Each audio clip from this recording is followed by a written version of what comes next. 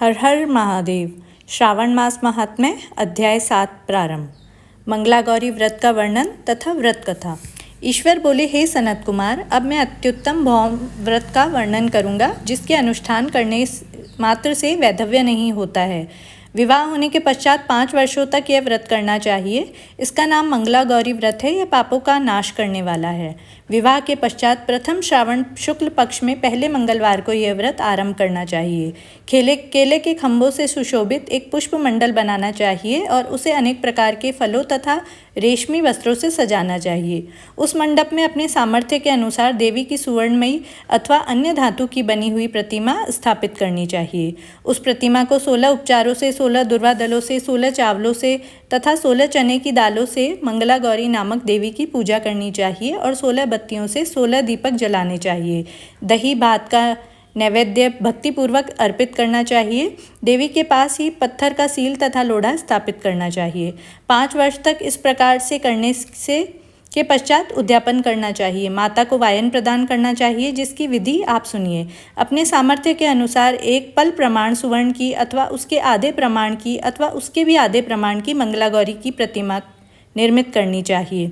अपनी शक्ति के अनुसार स्वर्ण आदि के बने तंडुल पूरित पात्र पर वस्त्र तथा रमणीय कंचू की ओढ़नी रखकर उन दोनों के ऊपर देवी की प्रतिमा स्थापित करनी चाहिए। पास में चांदी से निर्मित सील तथा लोढ़ा रखकर माता को वायन प्रदान करना चाहिए। इसके बाद 16 सुवासिनियों को प्रयत्नपूर्वक भोजन कराना चाहिए। हे विप्र, इस विधि से व्रत करने पर 7 जन्मों तक सौभाग्य बना रहता है और पुत्र आदि के साथ संपदा विद्यमान रहती है। सनत कुमार बोले, सर्वप्रथम इस व्रत को किसने किया और किसको इसका फल प्राप्त हुआ? हे शंभु, जिस तरह से मुझे इसके प्रति निष्ठा हो जाए, कृपा करके वैसे ही बताइए। ईश्वर बोले, हे सनत कुमार, पूर्व काल में कुरु देश में श्रुत कीर्ति नामक एक विद्वान कीर्तिशाली शत्रुओं का नाश करने वाला 64 कलाओं का ज्ञाता तथा धनुर्विद्या में कुशल राजा हुआ था। पुत्र के अतिरिक्त उस अन्य सभी चीजें उस राजा के पास थी। अतः वह राजा संतान के विषय में अत्यधिक चिंतित हुआ और जब ध्यानपूर्वक देवी की आराधना करने लगा, तब उसकी कठोर तपस्या से देवी प्रसन्न हुई और उससे यह वचन बोली, हे सुव्रत, वर मांगो। श्रुतकीर्ति बोला, हे देवी, यदि आप मुझ पर प्रसन्न हैं तो मुझे सुंदर पुत्र दे दीजिए। हे देवी, आपकी कृपा से अन्य किसी भी वस्तु का अभाव नहीं है। यह वचन सुनकर पवित्र मुस्कान वाली देवी ने कहा, हे राजन, तुमने अत्यंत दुर्लभ वर मांगा है, फिर भी कृपावश मैं तुम्हें अवश्य दूंगी। किंतु हे राजेंद्र, सुनिए, यदि परम गुणी पुत्र चाहते हैं तो वह केवल 16 वर्ष तक जीवित रहेगा, और यदि रूप तथा विद्या से विहीन पुत्र चाहते हैं तो दीर्घजीवी होगा। देवी का यह वचन सुनकर राजा चिंतित हो उठा और पुनः अपनी पत्नी से परामर्श करके उसने गुणवान तथा सभी शुभ लक्षणों से संपन्न 16 वर्ष की आयु वाला पुत्र मांगा। तब देवी ने भक्ति संपन्न राजा से कहा, हे नृपनंदन, मेरे मंदिर के द्वार पर आम का वृक्ष है, उसका एक फल लाकर मेरी आज्ञा से अपनी भार्या को उसे भक्षण हेतु प्रदान करो, जिससे वह शीघ्र ही गर्भ धारण करेगी, इसमें कोई संदेह नहीं। प्रसन्न होकर राजा ने वैसा ही किया और उसकी पत्नी ने गर्भ धारण कर लिया। 10वें महीने में उसने देवतुल्य सुंदर पुत्र को जन्म दिया। तब हर्ष से युक्त राजा ने बालक का जातकर्म आदि संस्कार किए और शिव का स्मरण करते हुए उसका नाम चिरायु रखा। इसके बाद पुत्र के 16 वर्ष के होने पर पत्नी सहित राजा चिंता में पड़ गए और वे चिंता करने लगे कि यह पुत्र बड़े कष्टों से प्राप्त हुआ है और मैं इसकी दुखद मृत्यु अपने सामने कैसे देख सकूंगा। ऐसा विचार कर राजा ने पुत्र को उसके मामा के साथ काशी भेज दिया। प्रस्थान के समय राजा की पत्नी अपने भाई से कहा, कार्पटिक का वेश धारण करके आप मेरे पुत्र को काशी ले जाइए। मैंने भगवान मृत्युंजय से पूर्व में पुत्र के लिए प्रार्थना की थी और कहा था कि हे विश्वेश, आप जगतपति की यात्रा के लिए मैं उस पुत्र को अवश्य भेजूंगी। अतः आप मेरे पुत्र को आज ही ले जाइए और सावधानी पूर्वक इसकी रक्षा कीजिएगा। अपनी बहन की यह बात सुनकर भांजे के साथ वह चल पड़ा। कई दिनों तक चलते चलते वह आनंद नामक नगर में पहुंचा। वहां सभी प्रकार की समृद्धियों से संपन्न वीरसेन नाम वाला राजा रहता था। उस राजा की एक सर्वलक्षण संपन्न युवावस्था प्राप्त मनोहर तथा रूप लावण्यमयी मंगला गौरी नामक कन्या थी। सभी उपमानों को तुच्छ करके सौंदर्य अभिवृद्धि को प्राप्त कर वह कन्या किसी समय सखियों के साथ नगर के उपवन में क्रीड़ा करने गई हुई थी। उसी समय चिरायु तथा उसका मामा वे दोनों भी वहां पहुंचे और उन कन्याओं को देखने के लिए लालसा से वहीं विश्राम करने लगे। इसी बीच विनोदपूर्वक क्रीड़ा करती हुई उन कन्याओं में से किसी ने एक कुपित होकर राजकुमारी को रांडा, यह कुवचन कह दिया, तब उस अशुभ वचन को सुनकर राजकुमारी ने कहा, तुम अनुचित बात क्यों बोल रही हो? मेरे कुल में तो इस प्रकार का कोई नहीं है। मंगलागौरी की कृपा से तथा उनके व्रत के प्रभाव से विवाह के समय जिसके सिर पर मेरे हाथ से अक्षत पड़ेंगे, हे सखी, वह यदि अल्प आयु वाला भी होगा तो चिरंजीवी हो जाएगा। इसके बाद वह सभी कन्याएं अपने अपने घर चली गई। उसी दिन राजकुमारी का विवाह था। ब्राह्मिक देश के दृढ़धर्मा नामक राजा के सुकेतु नाम वाले पुत्र के साथ उसका विवाह निश्चित किया गया था। वह सुकेतु विद्याहीन, कुरूप तथा बहरा था। तब सुकेतु के साथ आए हुए लोगों ने विचार किया कि इस समय कोई दूसरा श्रेष्ठ वर ले जाना चाहिए और विवाह संपन्न करने के बाद सुकेतु वहां पहुंच जाएगा। उन लोगों ने चिरायु के मामा के पास जाकर याचना की कि आप इस बालक को हमें दे दीजिए, जिससे हमारा कार्य सिद्ध हो जाए। इस पृथ्वी पर परोपकार के समान दूसरा कोई धर्म नहीं है। उनकी बात सुनकर चिरायु का मामा मन ही मन प्रसन्न हुआ, क्योंकि उसने उपवन में पहले ही कन्या मंगलागौरी की बातें सुन ली थी। फिर भी उसने एक बार कहा कि आप लोग इसे किस लिए मांग रहे हैं? कार्य सिद्धि हेतु वस्त्र, अलंकार आदि मांगे जाते हैं, वर तो कहीं भी नहीं मांगा जाता। तथापि आप लोगों का सम्मान रखने के लिए मैं इसे दे रहा हूँ।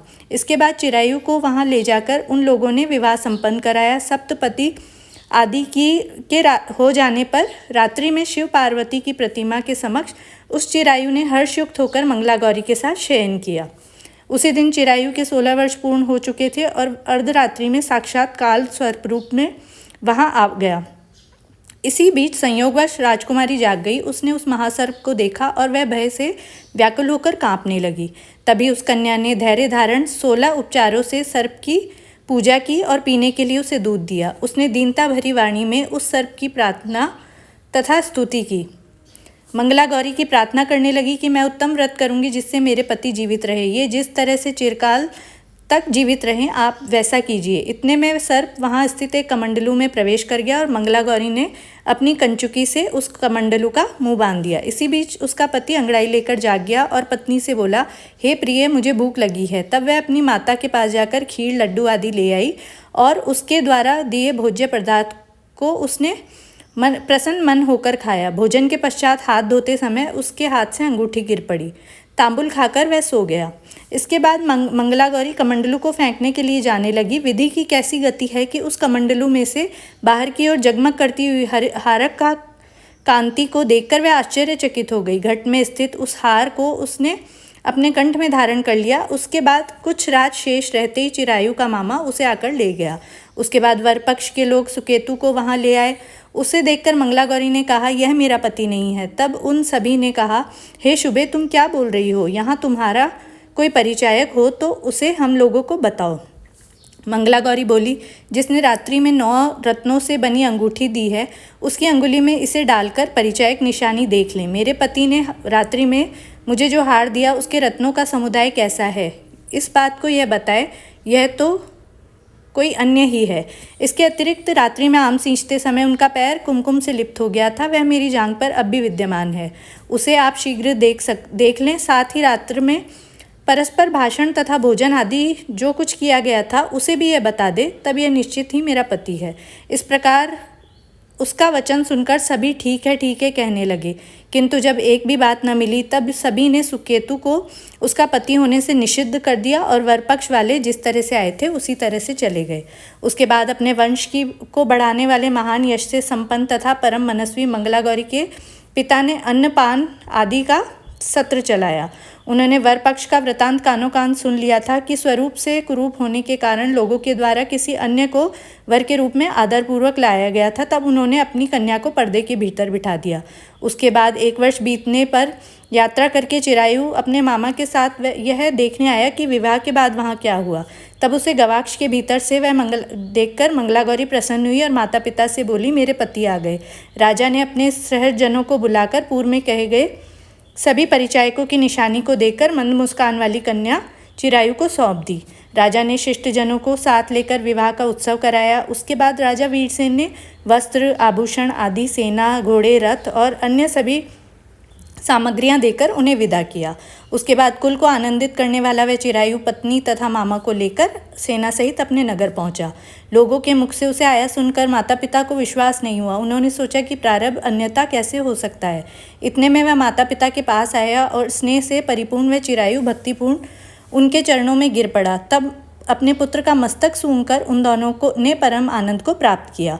पुत्रवधू मंगला ने भी सास ससुर को प्रणाम किया। तब सास ने उसे अपनी गोदी में बिठाकर सारा वृतांत शीघ्रतापूर्वक पूछा। हे महामुने, तब पुत्रवधू ने भी मंगला गौरी के उत्तम व्रत महात्म्य तथा जो कुछ घटित हुआ वह सब वृतांत बताया।